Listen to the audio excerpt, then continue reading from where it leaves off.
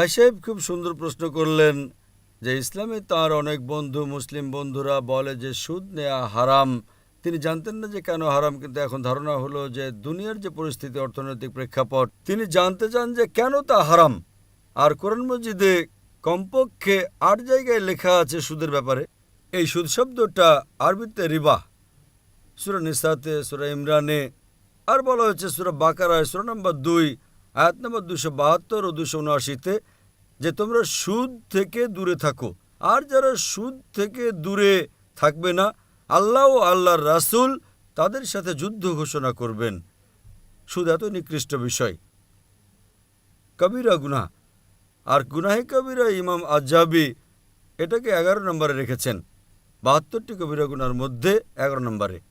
ভাই সাহেব প্রশ্ন করলেন যে কেন নিকৃষ্ট? কেননা সুদে ধনী ব্যক্তি আরও ধনী হয়, গরিব আরও গরিব হয়। ধনী ব্যক্তি আরও ধনী হয়, গরিব ব্যক্তি আরও গরিব হয়। সাধারণত আপনি যখন লোন নিতে যাবেন, গরিব ব্যক্তি কোথায় লোন পাবে? ধনী ব্যক্তি বলে আমার এটা আছে সেটা আছে, তো সে লোন পেয়ে যায়। তো ধনী ব্যক্তি আরও ধনী হয়, গরিব আরও গরিব হয়। এজন্য কোরআনের সূরা আল হাসর সূরা নম্বর ৫৯ আয়াত নম্বর ৭ আল্লাহ তাআলা বলেন যে যাকাত দাও যাতে তোমাদের মধ্যে যারা ধনবান শুধু তাদের মধ্যে ধনমান আবর্তন না করে। আর সুদে কি হয়? এই ইসলামী দর্শন আমরা বলি লাভ ক্ষতির অংশীদারিত্ব। লাভ ও ক্ষতির বন্টন করা হয়। লাভ ক্ষতির বন্টনে গোটা অর্থনীতির উন্নয়ন হয়। আর সুদ, আপনি ব্যাংক থেকে সুদ নেন, লাভ লোকসান যাই হোক না কেন, ৮%, ১০ টাকা, ১২% আপনার দিতেই হবে, ক্ষতি বা লাভ হোক। কিন্তু যদি আপনি দেখেন শেয়ারিংয়ের দায়ভার, যদি ক্ষতি হয় তো আপনি ক্ষতির অংশীদার হবেন, লাভ হলে লাভের অংশীদার হবেন। সুদে কি হয়? উদাহরণস্বরূপ ব্যাংকে, আমি লম্বা লেকচার দিয়েছি এ বিষয়ে, এখন সময় নেই, শুধু কথা বলবো যে সুদে কি হয়। উদাহরণস্বরূপ ব্যাংক এর কাছে ১০০ টাকা আছে, সে ব্যাংক বিকে ১০ টাকা রেখে ৯০ টাকা দেয় ব্যাংক বিকে। ব্যাংক বি তা থেকে ৯ টাকা রেখে অবশিষ্টের ৯০% দেয় ব্যাংক সিকে। ব্যাংক সি ১০% রেখে ৯০% দেয় ডিকে, ডি দেয় ইকে। তো মানুষ বলে মার্কেটে হাজার হাজার টাকা, আসলে কত? ১০০ টাকা। তো আজ বর্তমান গবেষণা বলে মার্কেটে গড়াচ্ছে $৬ ট্রিলিয়ন। আসলে তো কিছুই না, খুবই কম, গড়াচ্ছে $৬ ট্রিলিয়ন।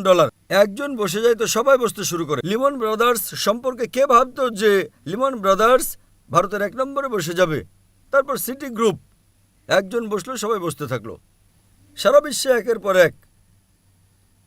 তো কেননা এটা তো সমাজের মান উন্নয়ন করে না। ইসলামী অর্থনীতিতে যাচাই বাছাই করা হয় কাকে লোন দেবে কাকে দেবে না, লাভ ক্ষতির অংশীদার হতে হবে। ১৯৮০ সালে ব্যাংক পরিচালিত করত জুয়া খেলাকে, মদকে, মদের আড্ডাকে, প্রচলিত হয়ে গেল। এ সম্পর্কে যদি আমার আলোচনা শোনেন, interest free economy promulgated by the Quran. সুদ কিভাবে হারাম তার উপর আলোচনা করেছি আমি। যদি তা শোনেন তো আরও বিস্তারিত আমি আলোচনা করেছি কেন লভ্যাংশ হারাম। কিন্তু সংক্ষেপে বলতে চাই, বর্তমানে জাপান, আমেরিকা প্রতিনিধি পাঠায় ইসলামী ব্যাংক সম্পর্কে জানার জন্য।